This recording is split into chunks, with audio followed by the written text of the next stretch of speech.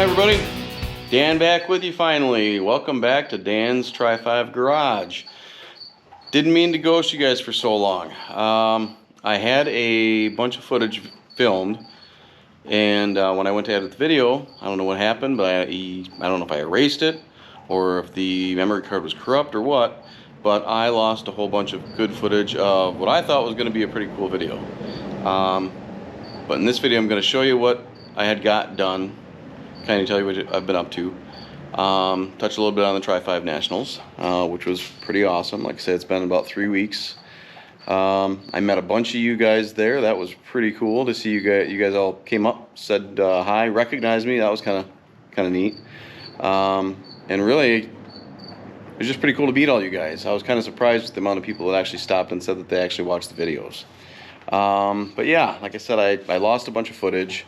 I've been kind of tied up. I picked up another car at work that I've been working on, not a Try 5, just a daily driver, so I've been doing a little tinkering with that. So it's kind of taken away from my Try 5 videos a little bit, but hopefully we should be back on track now. Little update, neighbor Bill behind me, his car, finally got it running. We're gonna put a new intake and carburetor on that, on his 55 wagon, and then that should be pretty well buttoned up, so I'll be able to get on these a little bit more. But what I had got done is, you'll see here, in the last video I recorded, I actually got the engine and transmission bolted into the chassis and got the tranny mount bolted in and exhaust manifolds on and all that fun stuff. I thought it'd be a pretty cool video. I was pretty excited to show you guys, and lo and behold, I have no idea what happened to the footage. But anyhow, this is where kind of I was at with those videos. You know, started getting some of the accessories on, fuel pump. I did get all the fuel lines and brake lines ran like they're supposed to be, and all the clips. Now this is a 3/8 line instead of a 5/16, so these clips, you know, they don't exactly fit right, especially with the shielding on, but it'll work nonetheless.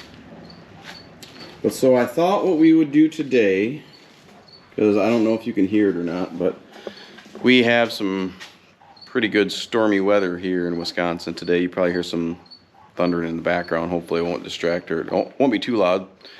But anyhow, I think what we're going to do today is we are going to get this tri-power buttoned up on the engine here. So I have all the carbs off, the phenolic plates, got the mating surfaces all cleaned up. So I think what we're going to do, oh, that's the other thing is, so I got all the valve train all assembled now, because obviously that wasn't in there before and adjusted, but I would have done this a little bit sooner. Last weekend I was actually doing the valves, or adjusting the valves, and I don't know what happened, but if you see here, 2 of my rocker studs, because they have screw and studs, using assembly lube and everything, I just got the nuts on finger tight, you know, down to where the lock starts on the nuts there, and they were going down just fine, and then all at once they started squeaking, and I knew what was happening. They were starting to bind up. They, like I said, they weren't cross-threaded or anything, so I started backing them off, and as soon as I did that, they locked on, spun the studs out of the head. So then I, you know, put the studs in the vise, tried to get them off, would not come off, ended up breaking the studs. So I had to order a couple of new studs before I could finish doing the valve train, so I could bolt the intake and stuff on. So that's all finished. So I started filming that, was showing you guys, you know, I know a lot of you guys already know how to do it, but I was showing you how I adjust the valves before I start the engine. So I guess that'll be the next engine job. So let me get this on the tripod and we'll start getting this intake manifold on. So when I'm putting intake gaskets in, I usually give the backside of the intake gaskets a coat of that stuff. Reason being, it helps seal the intake gaskets up to the head, and second reason is because if it's a little tacky, it's a little bit easier to keep the gasket in place while you're trying to put the intake manifold on. So we'll give these a quick dusting. They get tacky pretty quick, and we'll start setting this intake on. Okay, so these should have tacked up pretty well. I said, it's a good coat of them. Just line up your holes.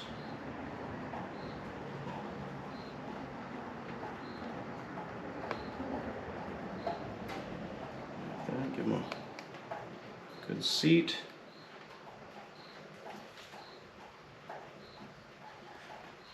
Now, most intake gaskets come with the front seals, or seals that would go here and here. Now myself, I usually don't use them. I usually just run a strip of black B-type sealer on it and call it good. Because I mean, you usually got to seal at the corner of the intake there anyway. I mean, either way will work, but that's just my method. So let's find a tube of that stuff. We'll get a bead of that ran across here. These are sticking pretty good. We'll get the manifold on. Okay, so this is ultra black sealer. That's what I usually put all across here.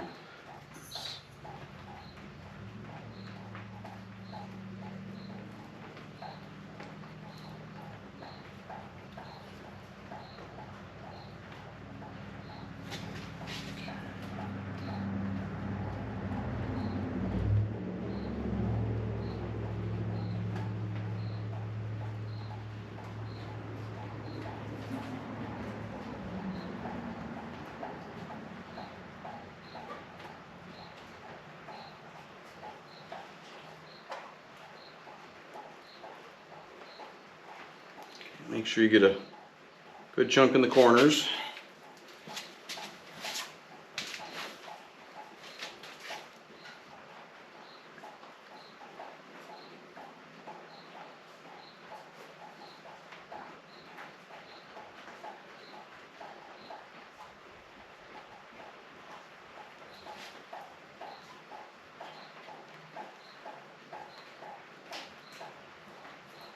I want to come out of there real well today.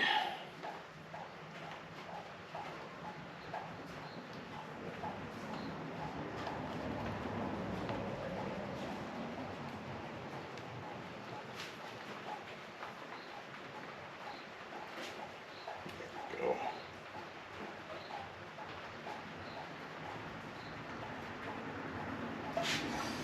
All right.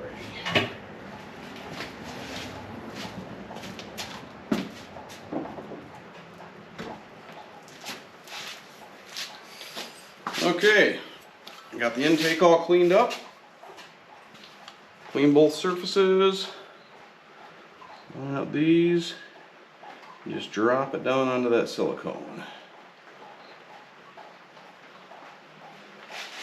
Make sure it squishes out, which it looks like it is there. And it is there. So we shouldn't have any vacuum leaks. Okay, so I usually use ARP bolts to bolt the manifold down. Now one other tip I'm going to give you, and I've forgotten to do this in the past, and after the fact it always drives me nuts. I always put a little pipe seal or thread sealer on the end of my bolts. Not thread lock, but sealer.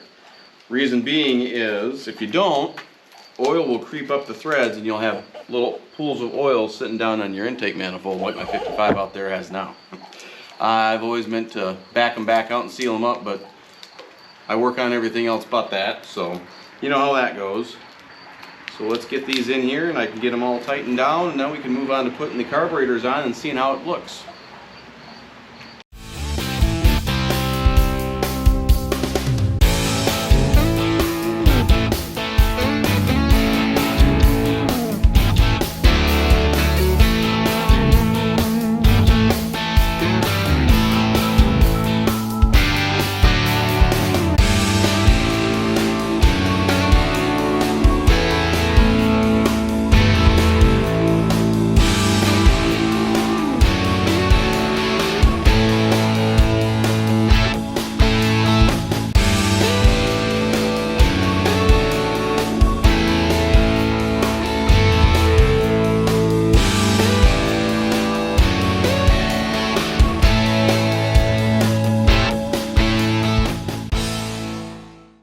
Alright, those are all snug down. So now the fun part.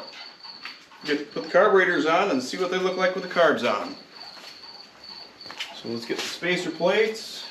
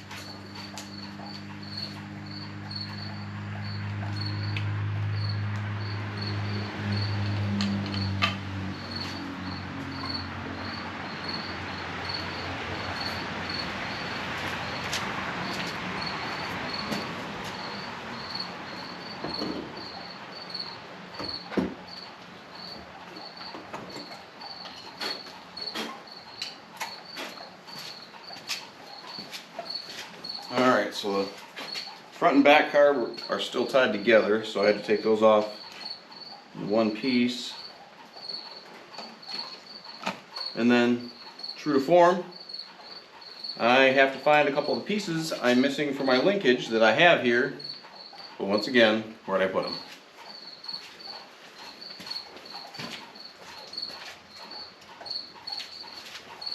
There's the center carb. Just like so. We'll get the nuts and washers on them. We'll be good to go. Alright guys, so there you have it. That's the general look of the engine, what it looks like with the tri-power on it. And I think I might actually, almost 100%, I'm going to find some different valve covers. These are just a pair I had laying around, and I think I might try to find a different air cleaner too. I've never really been crazy about the air cleaner that you get with this setup. And for some reason the air cleaner element never really fit just right. There's a big old gap in there.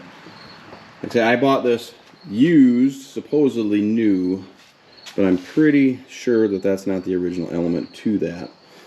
But yeah, everything seems to fit. So these cut down ram's horns, the ram's horns are cut off both, or off the front there. They fit, but they're tight. They're 2.5-inch ones. I'm told that the 2-inch ones fit a lot better, but I don't know if that's true, because I think the basic size of the manifold is the same.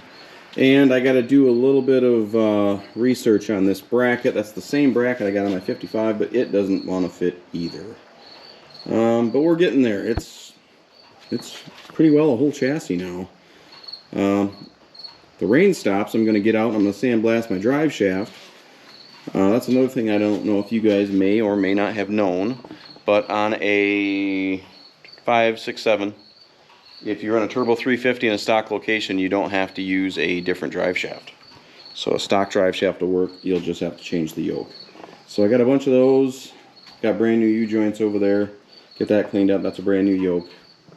And once I get that cleaned up and put in the chassis, it's pretty much a complete chassis other than exhaust. So I can't do that until after the body's on. So hopefully this weekend, being a long weekend, I'll be able to get a whole bunch done on this thing. Big little walk around here. Now I just got to figure out a fuel filter in here. I'm going to run some of the braided stainless. I'm going to order a... they've got a fuel filter at Jegs. It's pretty small. It's got the AN6 ends with some couplers and a 150-degree coupler right there. I think I should be able to make that work. So, getting pretty excited, guys. It's almost complete chassis. So I wanted to show you guys something else I thought was kind of cool today. So down at the Nationals, you know, I look for bits and pieces here and there and picked up a few things. And one of the things, I've bought a few of these, and for some reason, if they're a good deal, I can't pass them up. So I picked this up. Wonderbar radio. This is for a 55. And every time I pick one up, I just figure I'm going to grab it and see if it works.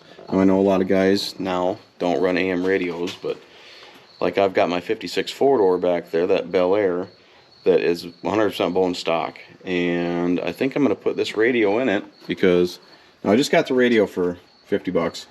Now, I don't know if you guys know this or not, but push button and Wonderbar radios have a separate power supply. So I did actually have a good working power supply. But I was pretty surprised when I come home. Like any old tube radio, you got to wait for it to warm up a little bit. Just a second.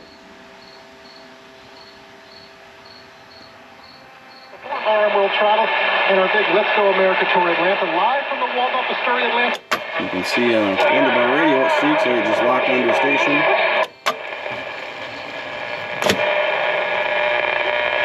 Picks up. As the world faces the challenges of the ongoing COVID-19 pandemic, Lions recognize It's got an antenna plugged into it, down into my jump box. But if you guys didn't know, here's the differences. So, kind of going back to the whole theme of accessories, I think I've said this in the videos before, but radios were actually a dealer installed option. When they were new, coming into the factory, I got one for a 57 here. Like that is your radio delete plate. That's for a 57 Chevy 150 or 210. So Bel Air would have the trim that matched the Bel Air dash on the trim. That's a 55, 56, 150 or 210 delete plate. Same thing. 55s and 6s would have had either the bow ties or the lines if it was a Bel Air. But you did have options of radios. So there's a couple of Wonderbars for a 55. One's a 55, one's a 56. The easy way to tell they're identical, other than the fact that if you look at this lens, there's no triangles by the number 7 and the number 12. 56 there is, and that's when they started. Those numbers are actually for the civil defense stations, so you could tune into them right away. But that is the only difference. You can change the faceplate, which I'm probably going to do, because those radios, they kind of work, but not like this one. This one, the faceplate's a little rougher, so I'm going to swap one of them onto this one. But anyway, same thing with a 57. I don't have a 55 or 6 manual tune radio. Like, that's a 57 manual tune radio, and that's a 57 push button. Same thing. I don't have a 57 Wonderbar radio here right now, but yeah, there was 3 different options for radios.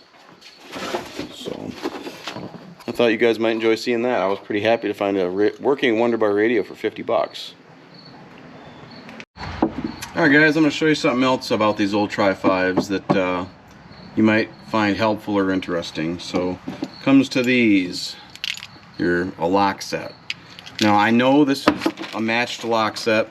I do have a key for it, but it's pretty worn. So, you know, it does turn. And I've checked it and it does work all the lock cylinders. But you can see how worn that key is. I mean, it's down. You can't even see any of the original markings on the key. Up till this point, if you ever question if I'm actually going to try 5s for real or not, this should cinch the deal. So I actually went out. Now I have a background. I've worked for GM in a GM parts department for 25 years.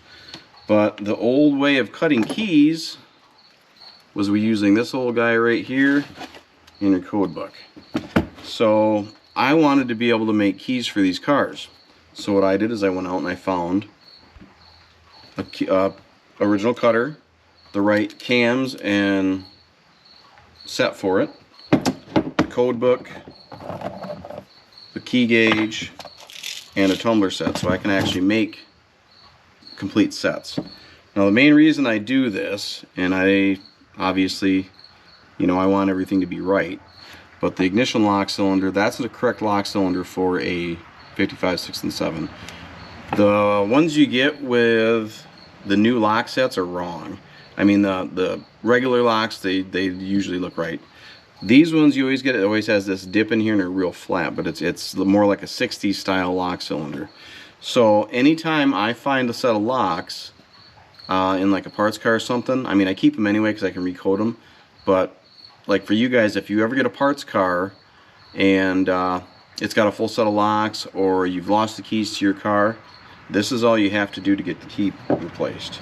So I've already cleaned one of these up so you can see it, but hopefully you can see this on camera. But on your lock pulls, each one of your lock cylinders, it has a code stamped in it. I think you can see it right there. It says 8397. Now don't worry, I'm not giving anybody's key codes away to their car because this is out of a spare set that I got out of a parts car. So anyhow, 8397. From there, all we have to do is we go into our code book. And it's the very first set of key codes in this book, because these go all the way back to 35, yeah, 35, if I remember right. So get into this book here. Yep, 35 to 66 all use the same key. So we look up key code 8397.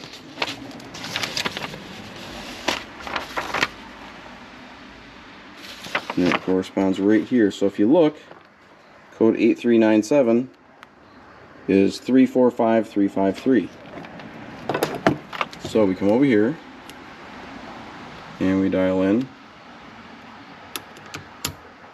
3 4 5 3 4 3. Let's just double check that. 8397 345 345 353 345. See, it's a good thing we double check because it's 345 353. So let me set you back down here.